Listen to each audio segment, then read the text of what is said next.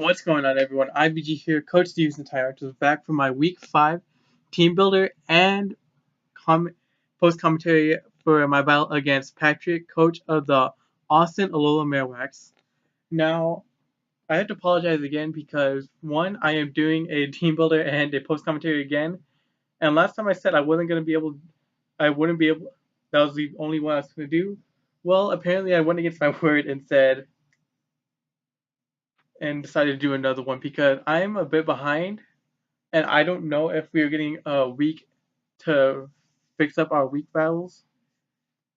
But either way, I'm trying to get this video out at least before next week so that way I can get the week 6 battle go ahead and going, and so that way I can be on schedule.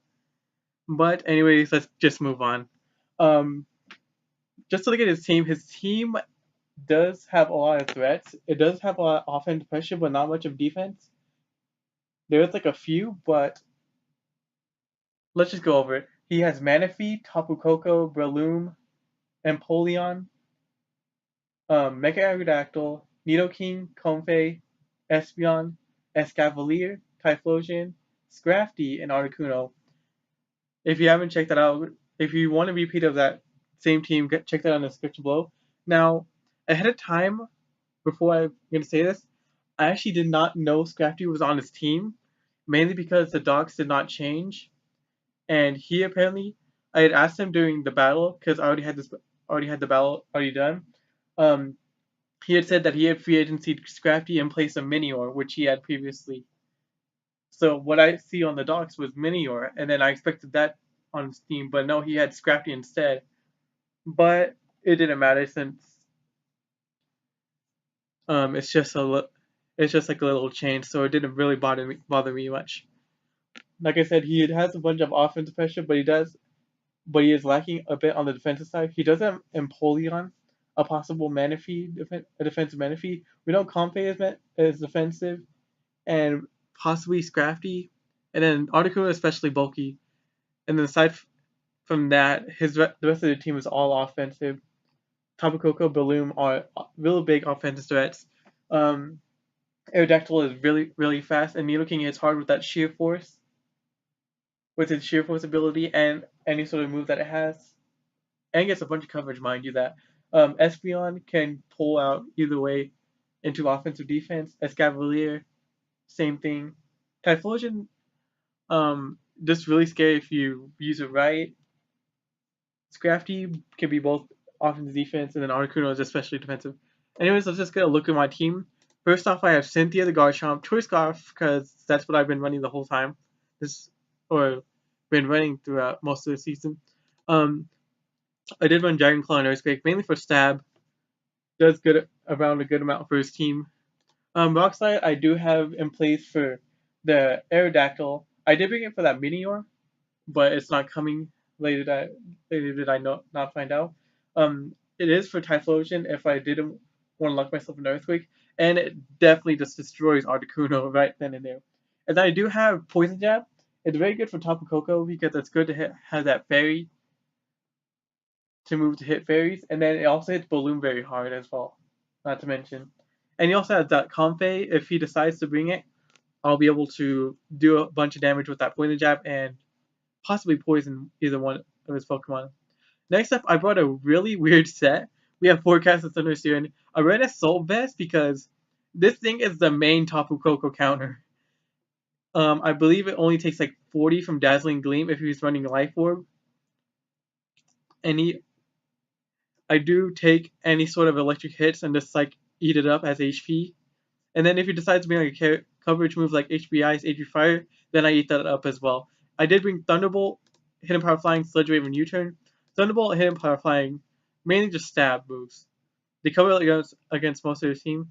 And then Sludge Wave, I do have for Tapu Koko. Like I said, this is a Tapu Koko killer.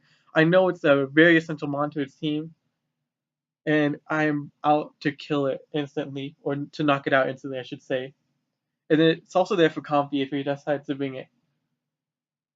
And then also I have U-Turn for Switch Initiative if I ever decide to use it.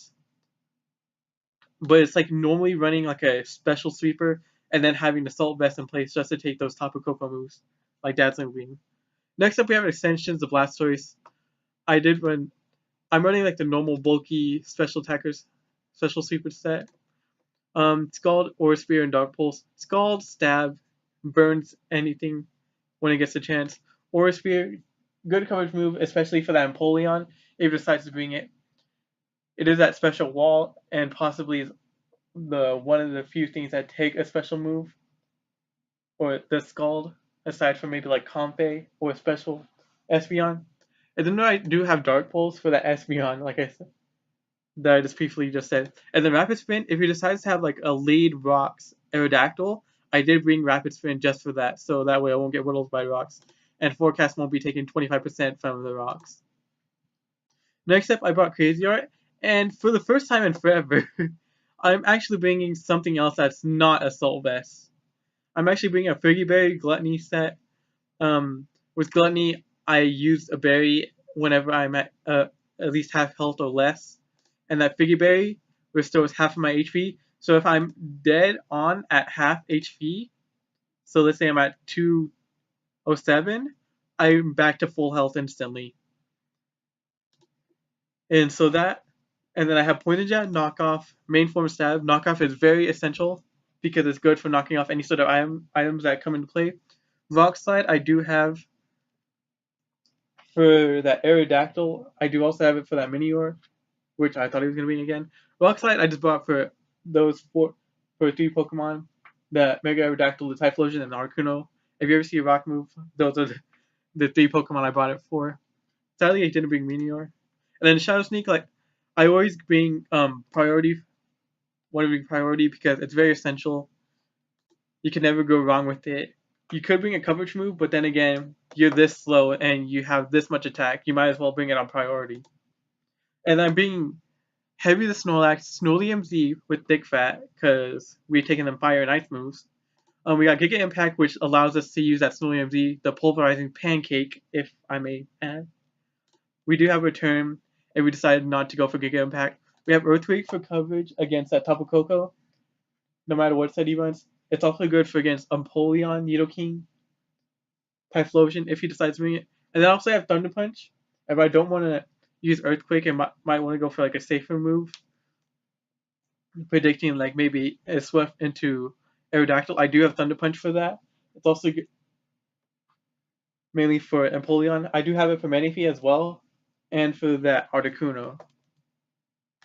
Man, that Scrafty just like changed a bunch of my team. And then finally we have Titanium. This was going to be a sweeping set. I did have Sturdy, so I can autotomize turn 1. The Lychee Berry will pop, and I get a +1 attack bonus. And then I have Heavy Slam, which is my main for the stab. Does a ton because Aggron is heavy. Earthquake, a good move to have.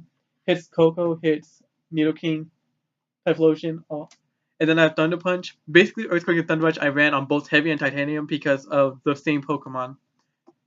They're good coverage moves and go through a bunch of his team.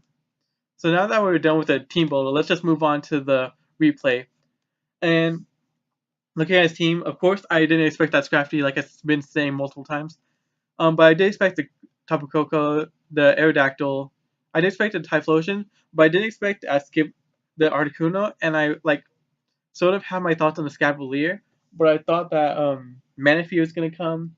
Potentially, I thought also Nidoking was going to come. And if not Manaphy, I would have expected Empoleon. But this was the team. I did have my team right here. It does really well against this team, just by the looks of it. But let's get on to the battle. Turn 1, I lead off with Thunder Siren because that's the best thing that deals with this whole team. He really doesn't have anything for it. He goes and leads with his Escavalier. I really didn't want to stay in, so I just U-turned out and went to Blastoise since it takes any sort of defensive hit, physical hits. I just go off Mega Evolve and Scald, potentially trying to get a burn. He misses his Mega Horn, unfortunately. So again, I go for the Scald. Not burning because the water is getting cold. Or the water has been cold so recently, and I have not been able to get much of a burn with Scald. He drill runs for damage. I'm guessing not trying to not miss the Mega Horn.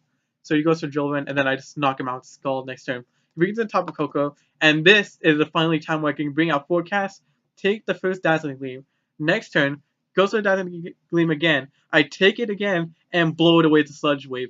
This thing is gone. I prepped so well for it with with forecasted Thunder Steering. Now, in this turn, it was really weird because he Mega Evolves Aerodactyl. I guess he expected for me to swap out and save this thing, but no, I wanted to either. My main idea was to sack it off, but then I also thought of the idea: what if he Home Claws on me and could sweep me right here? Because he probably could have like Stone Edge, Earthquake, and Air Release and go through my team with a bunch of damage. So I just thought, what if I just Thunderbolt right here? Because he's probably going to Home Claws and expect me to switch or something like that. So I just Thunderbolt and that thing goes away. He brings in Articuno, go for the Thunderbolt, that thing gets blown away. Special defense don't mean anything to that thing. Hit it with the crit. I'm pretty sure crit doesn't even matter because I was in electric terrain. I go brings in Typhlosion, I go for Thunderbolt, does a good amount of damage, but I get Fire Blasted away. So right here I just go into Snorlax. Right here I wanted to prove a point and go for the Pulverizing Pancake right off the back. I really shouldn't have done it, but I did want to show off the move. So I just take the Fire Blast and go for the Pulverizing Pancake. That Typhlosion goes down. Here he brings in the Scrafty. He goes for the Dragon Dance. Really scary play right here. I go for the Giga Impact. Does not end up knocking him out. He goes for the Drain Punch. Gets all his HP and goes for +1. Now, I want you to show you guys something. This play was this turn was very crucial because one, it's the last turn because certain things. He gets +2. Now, he did show Drain Punch. Now, if you did not calc this, you would have thought this would have killed. But let's finish that turn. He goes to the Corkscrew Crash, doesn't kill me, and I do knock him out with the Aura Sphere, and that is the end of the game. Now, I had a talk with one of my friends because he saw the battle, and he thought that Drain Punch from +2 Scrafty would have killed or knocked out Mega Blastoise. Well, one, let's look at these calcs right here. This is the same set that he ran, and this is the same set that I ran for my Mega Blastoise. So, +2, I knew he was Jolly Nature, and plus he had Celium Z, so it wasn't Life Orb. This set normally runs Life Orb, but he ran Celium Z over that for, I'm guessing, Iron Head. While he did that, so let's count this. Z, Iron Head Corkscrew Crash, does around the same amount of damage that it would have done for on this set. So, continuing on what I said, +2 Drain Punch does 45 to 53.